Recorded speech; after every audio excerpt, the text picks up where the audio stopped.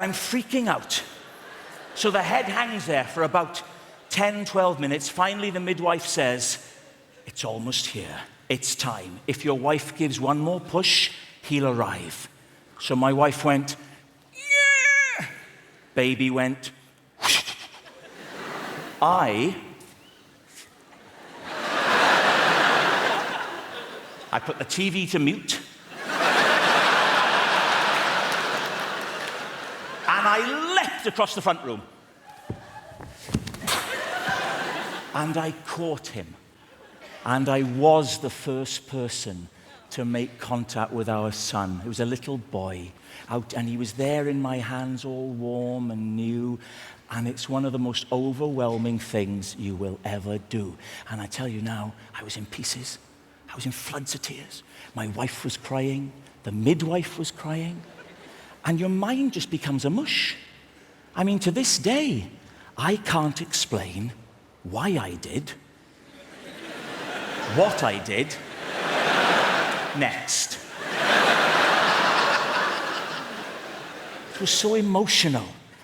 Maybe it's because I'm Welsh, I don't know. But I went...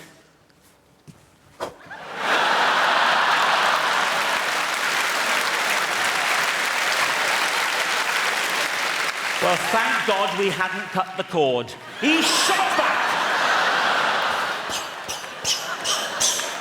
It was Junior Bungee. He ended up lying on the floor with all this umbilical cord snaking around the room back to his mother, yards of it.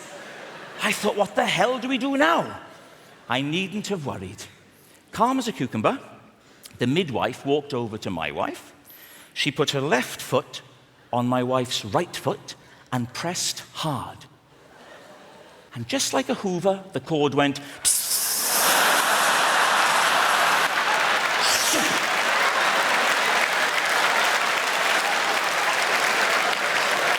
that's why we called him Henry.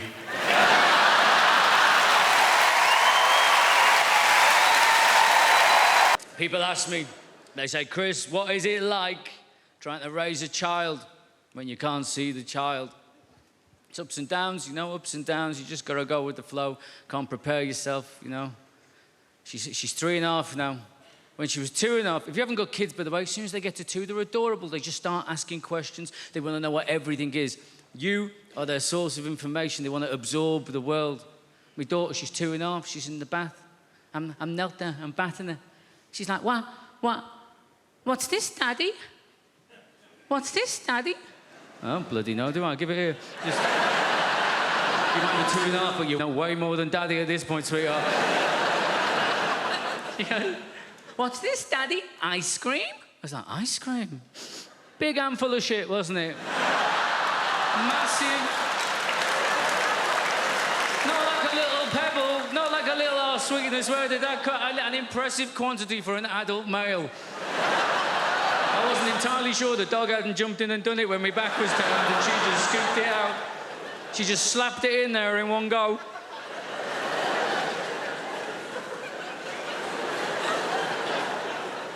It threw me. I didn't...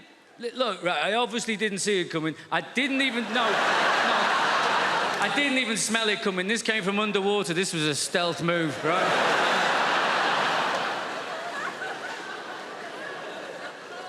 And I'm not entirely sure exactly what happened. You know, I've narrowed it down to 2 options, I think. I've given it some thought. I mean, she was 2.5. Let's give her the benefit of the doubt. She deserves the benefit of the doubt, doesn't she? Option 1, benefit of the doubt. This is what happened. She sat in the bath in the warm water. Yeah? She farts. She shits herself. She doesn't know she's done that. A few minutes later, that goes floating past her in the bath, doesn't it? She sees it there. She thinks to herself, "I wonder what the bloody hell that is." That looks a little bit like ice cream. I know, she thinks. I'll ask Daddy about that. He knows about these things. He's a very, very clever man, yeah? That's option 1, isn't it? Benefit of the doubt. Option 2. She's a bloody comedy genius. She's sat there in the bath. She's got Mr. Penguin up here on the wall. She's got, "Hey, Mr. Penguin, Mr. Penguin. Get on this now. This is going to be brilliant. This is going to be..." This is going to be amazing. Watch his face now. Watch his face. Watch. Keep looking. Keep looking. What am I going to do? Not only am I going to do a shit and put it in his hand, I bet you I can make him sniff it.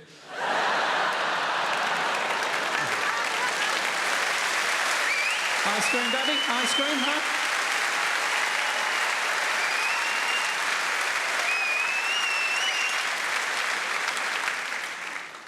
We were very lucky with my daughter.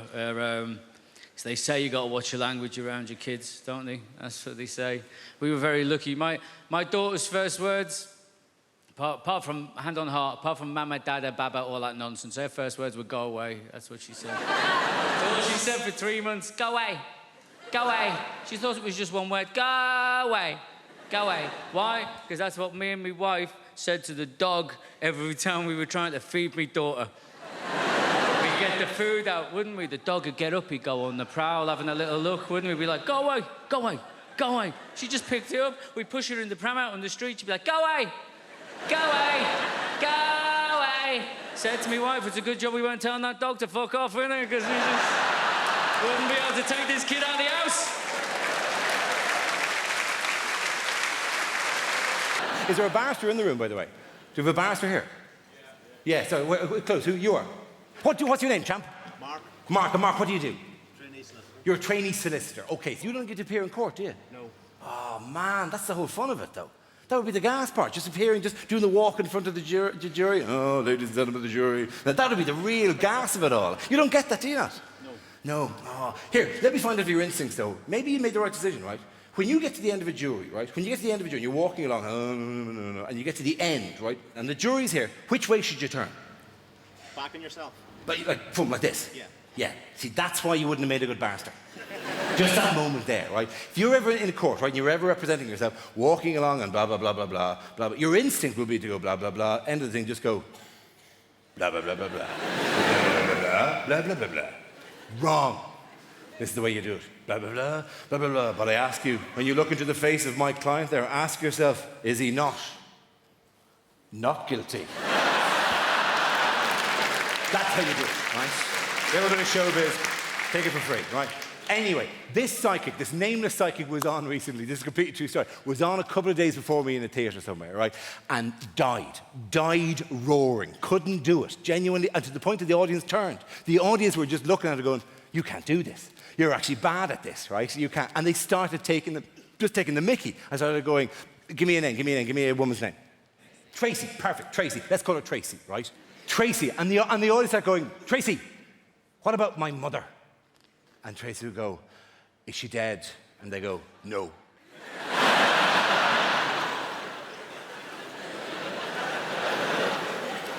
And another voice went, Tracy, what about my sister? And you one goes, is she dead? And we go, no. And eventually someone goes, Tracy, what about my father? And she goes, is he dead? And the voice goes, yeah. And he went, oh, Ace, no. Something is coming through. Something is coming through. And the voice goes, no, he's here. Sorry.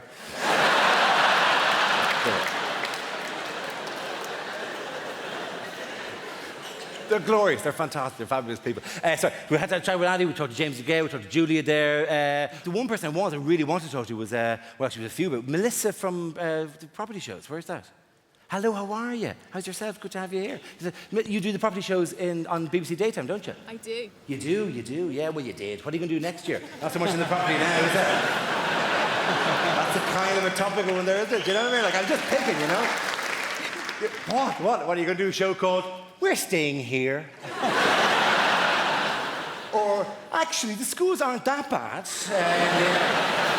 No, do you know what my favourite is? My absolute favourite? The best of all, right? Not grand designs, not location, with respect, not homes under the hammer. Property Ladder is the greatest property show in the world, right? For one simple reason, right? Property Ladder. You know the one I mean? Yeah. Very good. Brilliant. Best, almost the greatest television show, because uniquely, historically, it's the only television show ever that has an expert that nobody pays a blind bit of notice to. Every week, Sarah Beanie comes in and goes, Magnolia, and they go, no, we're painting it black. Every week, she's going, no, please, what are you doing there? We're digging a hole in the hallway to put a swimming pool in. What? She must be off camera every week doing, why am I even here? The only say, every week I give advice and then they make a big profit and they think they're as good as me. Well, they're not. And she's in, she's out, she's in, she's out. It's a continuity disaster area, it really is, yeah? I'm not saying anything against her being pregnant, but it does kind of give away how long it takes these people to do a bit of basic plumbing, you know what I mean? In the time it's taken them to plaster the back bedroom that she's been in, she's had 4 kids in the time they've taken them to that. Just stick her in a poncho in episode 1 and be done with it, right? Make her Mexican, she can do the accent. Come in on a donkey going, so you want to develop some property? Yeah. Perhaps you'd like to knock through the wall and make this into a separate bedroom. Yeah, that would rise you many, many pesos for you if you can possibly do that. All of the parenting stresses me out, all of it. Like right from the beginning, when you're pregnant, you've got to think of a name for your kid. You're like, right, we're going to have to name it. That's tradition. Going to have to give it a name. And it's hard to think of a name for a kid because that's their name. That's going to be their name all their life if it pans out. And I'm an indecisive person. I struggle to think of passwords for websites, and you get help for that, don't you? Like, oh no, weak. And names go in and out of fashion, don't they? Some names, they can be in fashion, but they don't come back in. We all know those names. And I tell you a thing that's back in fashion now, and I find it fascinating, is virtue names, right? That is back in fashion, those virtue names. It's a sort of Victorian notion that if you name your kid after a virtue, they might live up to that virtue. But that's risky business, isn't it? That's hubris. I wouldn't risk it. You could call your son Victor. He could end up a bit of a loser. Ernest, he could become a bullshitter. Grace is an ever-popular name. I wouldn't risk it. You could call your daughter Grace. She could end up a sort of galumphing oaf. Stacking her head on low beams. Falling into crockery at dinner parties. You'd be like, oh, come on, Grace. Do your laces up, babe. Stop farting. Prudent, she'll end up lip deep in debt, won't she? Chastity. Although my son is called Frank. Someone said to me, you've done it, innit? You've called your son Frank. That's a virtue. To be honest, to be above board, to be trustworthy. I was like, oh, shit, never thought of that. He'd end up an estate agent now, isn't he? He's funny, Frank. I think he's funny. I would say that, wouldn't I? Because I'm his mum. He's like, funny, my child's funny. Tell a joke. Look at 774 pictures of my child. But I think he's funny, right? I went to pick him up from school the other day. I pick him up every day because they get proper arsey if you don't. They do. They ring you. They're like, where are you? I'm like, TK Maxx, where are you? Oh, all right then, yeah. So, yes, I went to pick him up from school. And I was late, and I wasn't being very laid back that day. I was running a bit late, a bit stressed. I had my eldest with me. I had my mate's 2 kids that were coming back for tea. I thought we'd just get him and go. He's in reception. I was like, right, we'll just get off, yeah? But the teacher stopped me. She went, can you wait, actually? Can we have a quick chat? In that, you know, voice. So I had to arrange my face into one of those mum pretending to give a shit faces. I said, go on, what's he done? She said, do you want to tell Mummy what you did today, Frank, or shall I tell Mummy? He's got upset now. He's like, you tell Mummy. I'm like, what's he done? What? She said, look, today, Frank stuck a digit up the teaching assistant's bottom. I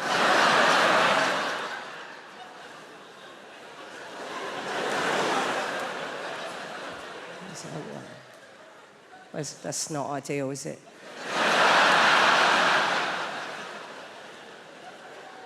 It's very difficult to know what to do with your face. I was going through all the faces in my phone.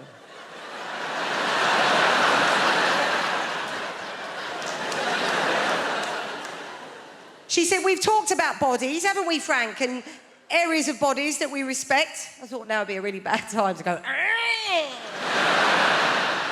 this is awful. I mean, this is a finger up the TA's... I mean, this is now they're teaching numeracy in primary education now. It's not like, oh, if Frank's got one finger up the TA's arse, how many fingers are still on the outside?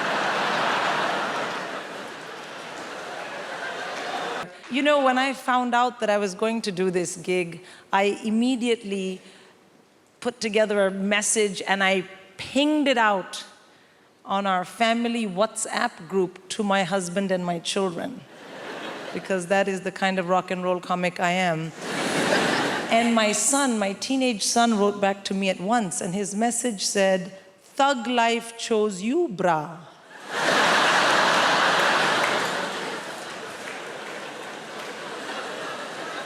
And I was like, oh shit, my child has joined a gang. I mean, what kind of language is this? Thug and bra, it had 2 R's, but he's a terrible speller. And I was like, oh no. And the other thing is I thought, this message is not for me. This idiot has sent me a message by mistake, which is for a gang member. What if the next message is something much worse? And that really bothered me because, well, this was my moment. I am going to Apollo. Like, if I'm going to find out you're a criminal, can we do it next month? So I wrote back to him in all caps, because as a good Indian mother, I mainly shout at my children. I wrote back, "This is your mom." And he wrote back, "I know, gigging like a boss." Thank you. A boss. Yeah, B-A-W-S-E, boss. And also, please do remember as you listen to the rest of my set this evening that I didn't choose it, but the thug life chose me. That's right. So I have kids. Of course, you love your kids, and it's difficult to raise them. Small kids are very easy, I find. The biggest downside of having a very small child is they are very boring. Yeah, they want to show you they love you by talking to you all the time, but everything they know, you already know.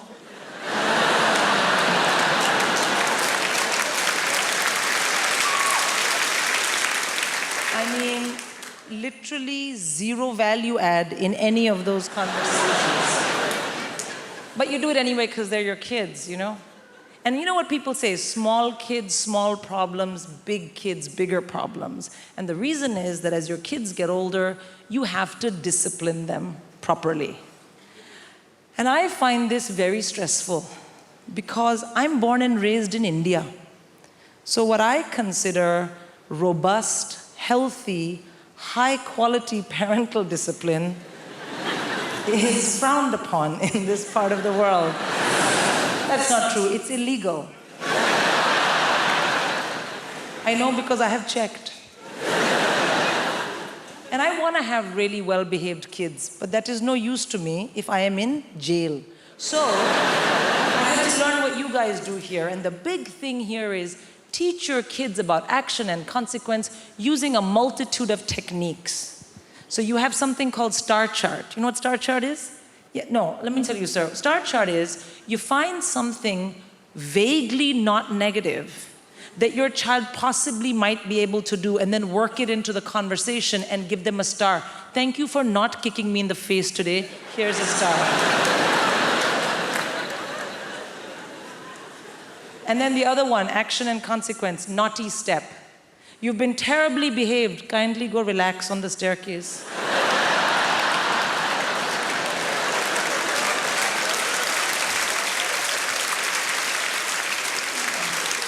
I'm married to a comedian. Did you know John Richardson? Oh, yeah. Oh, did you know he is? Do you know, because I'm going on tour, my management company, they took a Facebook advert out and someone said, don't read the comments. So I did. There was just one that bothered me. And this guy had put, without trying to be too crude, how many has she had to get the career she's got? I mean, the answer's 1, but...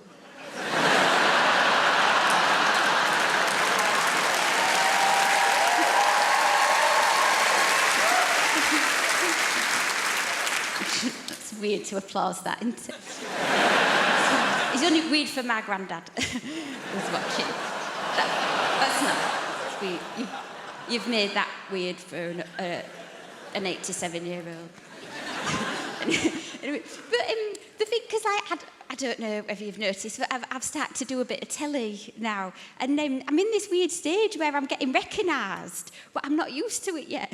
And I walked in a pub last night, and there was a woman staring at me, and I thought, what are you fucking looking at? And And then I realised, oh, it's me. I did, you know Michael McIntyre's The Wheel? Have you seen it? The game show?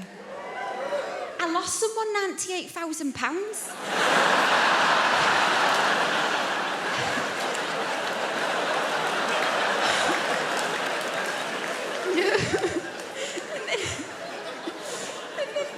If you've seen the show, you know, they go back down in the ground. When he went down, he turned to me and said, I've had a lovely day, thank you. That would have slapped me. And then we're both vegan now. I'm a vegan that likes steak for the iron. And John's a vegan when he's interviewed on TV.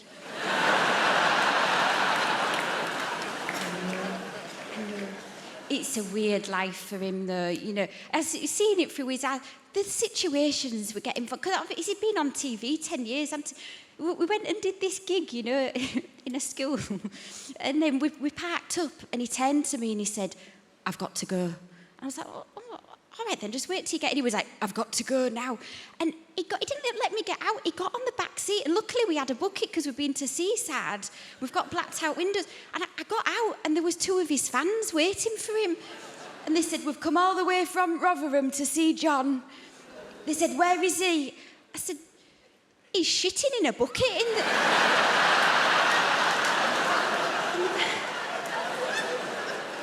back of the car.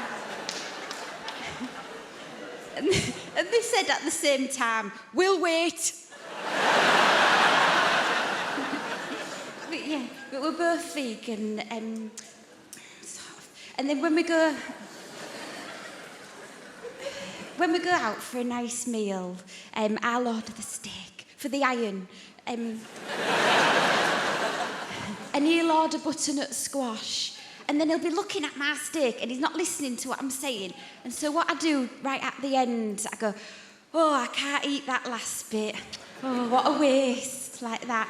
And then we just swap the plates round and it's all in silence. And he eats this bit of steak and the look on his face after he's eaten it is like, you know those Facebook adverts that go viral of the deaf baby when it gets a hearing aid?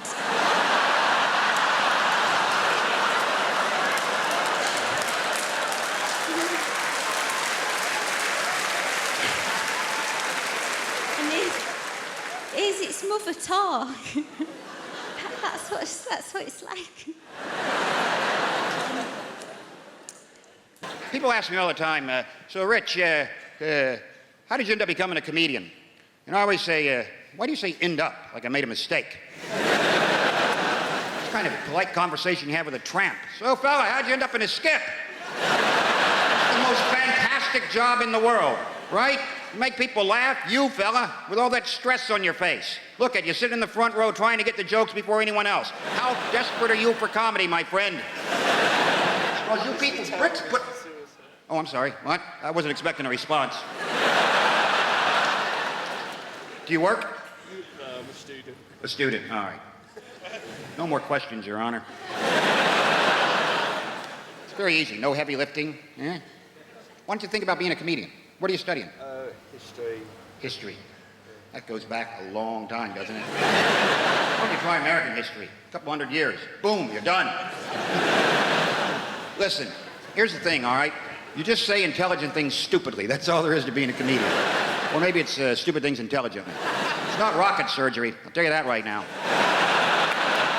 So I get asked all the time, so I bet you were the class clown. Were you the class clown? Screw you. Why would you suggest I took a childhood disorder and turned it into a career, you prick?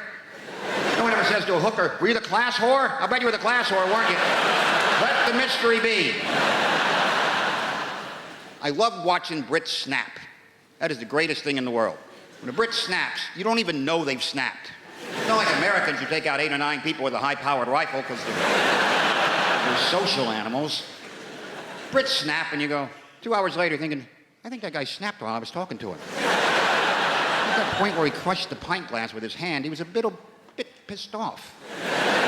That's why when it comes to a war on terror, something we invented, the war on terror, because Brits would never have a war on terrify, because what's not terrifying to Brits?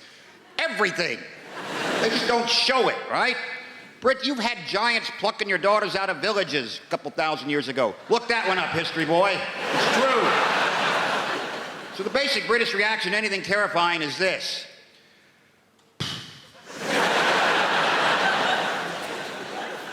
How much is this going to cost?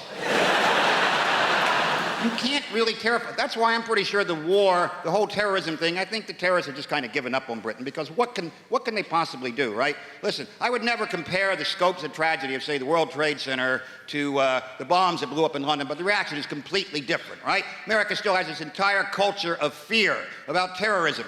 It's basically manifests itself by terror alerts being scrolled across the bottom of the TV screen by color. No explanation whatsoever.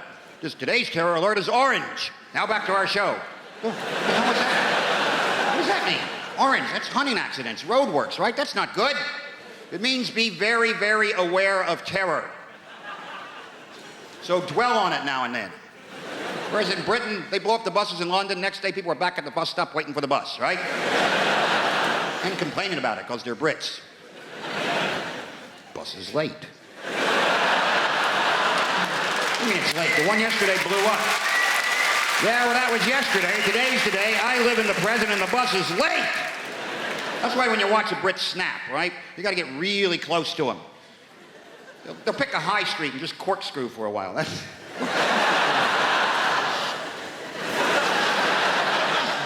Not even knowing what direction to... What direction is corkscrew anyway? This is bullshit. And then you get too close and then you get sucked into the vortex, right? Are you okay? That moment when a Brit truly snaps, and it looks like this. I'm going to write a letter. That's it. I've been pushed to the brink, you bastard. Nobody treats me like this, you son of a bitch. Huh? I'm not emailing this, I'm writing this. Wait till you get that tomorrow. Big red pillar box right in the mail. Postal strike. I started learning French really young, at the age of 8 or something, in primary school. And our French teacher, to help it sink in our brains, used to play little games with us. And one of the games was that we had to draw a name out of the hat, and that would be our French name for the rest of term, yeah? So I withdrew Marcel, and she taught me that if anyone ever asked the question, comment tu t'appelles, my response should be, je m'appelle Marcel, right?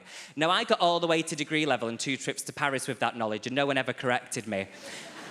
And I went in on my first day of the lecture, and the professor goes, bonjour, comment tu t'appelles? I thought, well, this is going to be a very easy course. I went, bonjour, je m'appelle Marcel. He's like, no, comment tu t'appelles? And I went, je m'appelle Marcel. He's like, no, comment tu t'appelles? And I went, je m'appelle Marcel.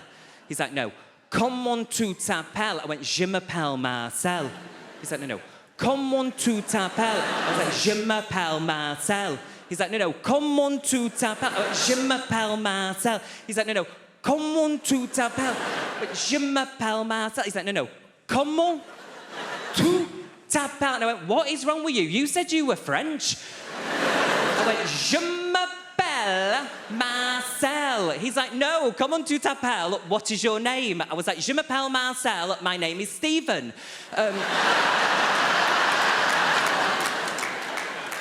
Educated. And as part of our course, yeah, we had to do a year abroad. Hold on. Gap year.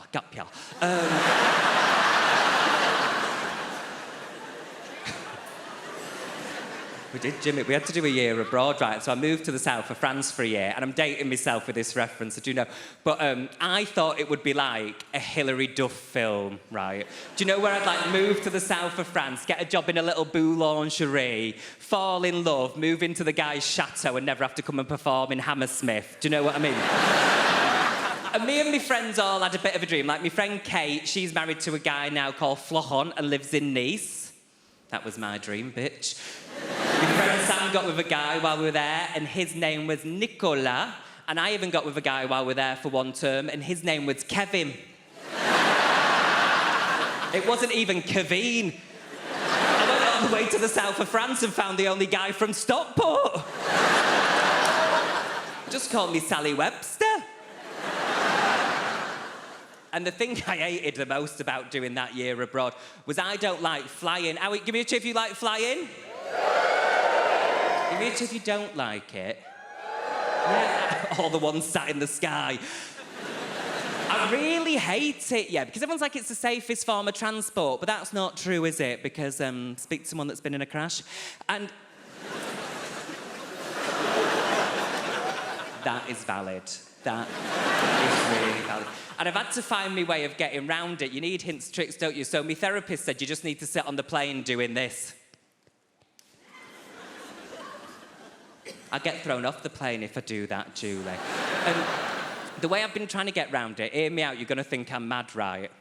Do you know sometimes when you look at someone and you think, like Aaron, I look at you and I go, you would never die in a plane crash.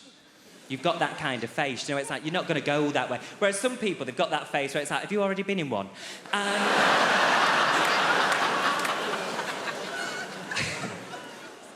And I flew to Dublin this year, and it was the best flight I'd ever had, right? Because I found someone like you, Aaron. I found someone. Peter Barlow from Coronation Street was on the flight. And I thought, Peter Barlow's not going to die on a Ryanair flight.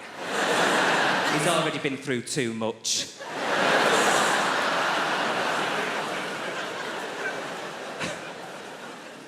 To be honest with you, I'm bisexual, but during lockdown, I'll admit, I was strategically gay. I think that was the only way to go. When dating became such that you had to meet strangers in parks, and also you had to believe the other person when they said they washed their hands. I'm not doing that with men. I also think that ultimately, if you are bi, I don't really know why anybody would be choosing men. Yeah? No offense, it's just that we smell better and you're violent. So...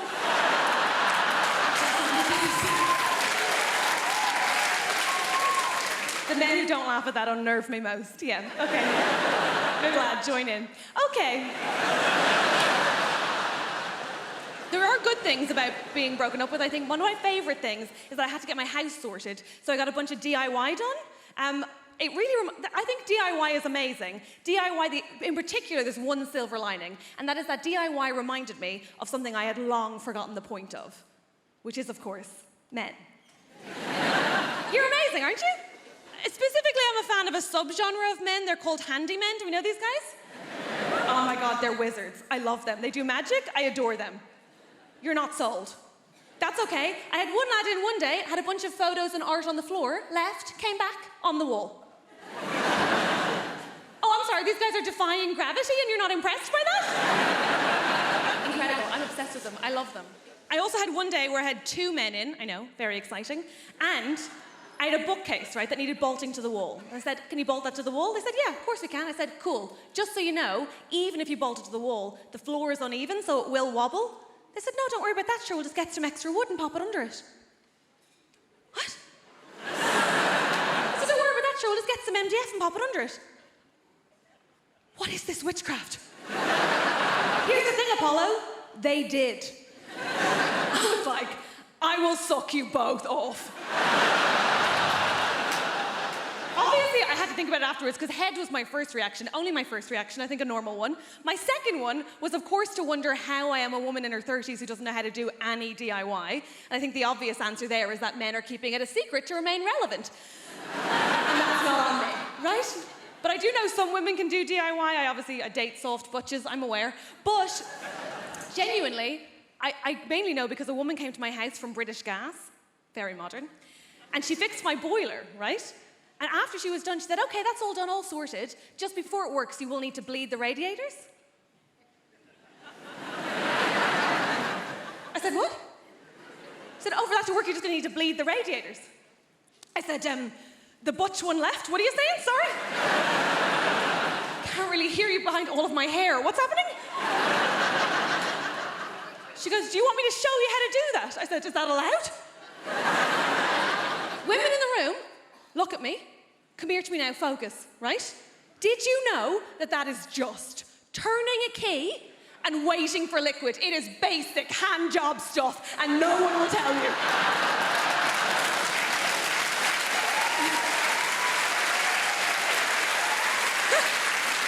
Here's the thing.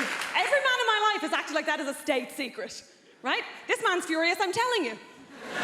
You now have all the information you need, you're free. hurry, run. My dad bleeds a radiator in such a way that I thought he used his own dick. I thought there was actual blood involved. He'll go off with a bunch of tissues being like, I will do it, do not look, I will do it. Anyway, she fixed my boiler, so I was like, I will eat you out. They all said no, I had to pay both times. It's hard out there. Now, one question that I get asked all the time, so don't text me with this, is if you could take a pill that would make you thin, would you take it? Of course I bleeding well would. I would like to take a pill that made me 6 stone. Then I could eat my way back up to 10. What a bloody brilliant weekend that'd be, wouldn't it? You see, I think there's 2 types of people in the world, right? And it's all to do with how they eat biscuits, right? Because the first type of person makes a cup of tea, gets a plate out,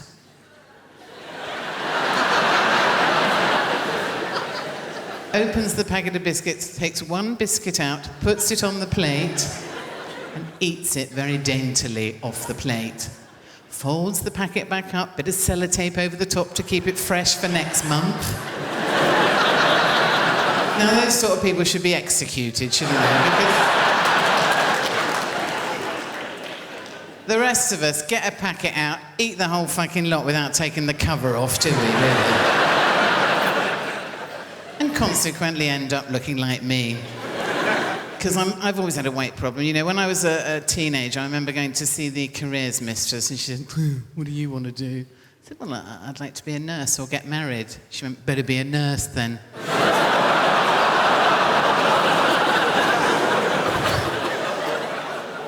When I was actually a teenager, I wasn't frightened of teenage boys, but I'm terrified of them now. They're a scary bunch, aren't they? And you know, I actually have teenage nephews, and one of them always has a sign on his door saying, keep out, like you're going in there without a flamethrower. Lend me my crampons, dear, I'm just popping in to tackle Tissue Mountain.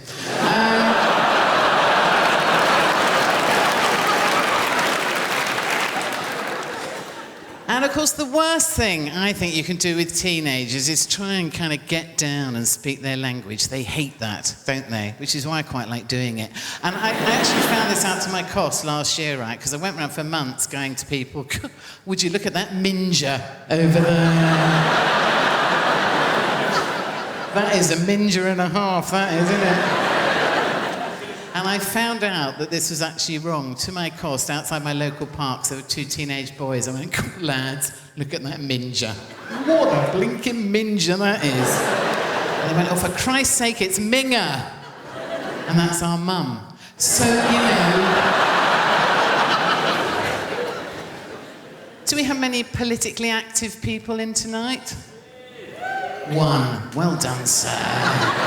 No, because I've been a Labour Party supporter all my life, and in fact, at the last election, I was asked by Tony Blair to go and speak at a rally in Hove. Oh, joy. And, but, you know, it just made me think, standing in the front row with all these dignitaries, these Labour Party dignitaries, I've come a long way since Fags Behind the Bike Sheds. Because I had Blunkett there, I had Cherie Blair there, Tony Blair came along the row, shaking everyone's hand, got to me and said, thanks for doing this, Joe. Kiss me. On the lips, trying to get his tongue in. Got up to do my speech, Blunkett had undone my bra. Because they're mad for it. They are. I was shocked, you know, because I was brought up in a little country village. The only thing we had to do at the weekend was bell ringing. Now, I don't know if anyone's tried that, but it's much harder than it looks, which I believe is something John Prescott says to a lot of women that he meets. But,